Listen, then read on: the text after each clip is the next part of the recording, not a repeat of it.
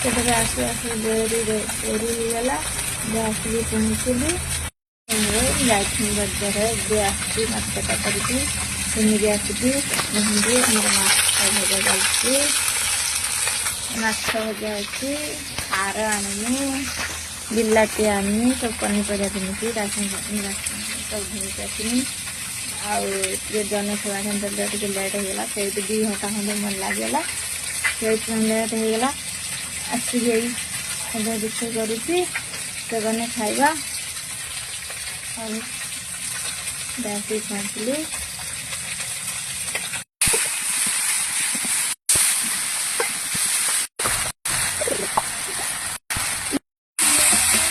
ମାଛ ଭାଜିକି ରଖିଦେଇଛି। ଏଠି ଆଳୁ ଭାଜିକି ଦେଇଦେଇଛି। ଏଠି ମସଲା କଷୁଛି। ସୋରିଷ, ଅଦା, ରସୁଣ, ଜିରା ଦେଇଛି।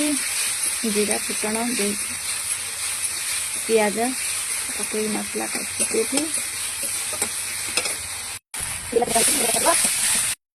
ଆଳୁ ପକେଇକି କଷି ଖାଇଲିଣି। ଏବେ ପାଣି ଦେଇଦେବା।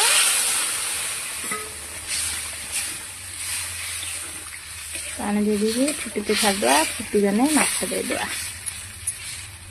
ପାଣି ଫୁଟିଗଲାଣି, ମାଛ ଦେଇଦେବା।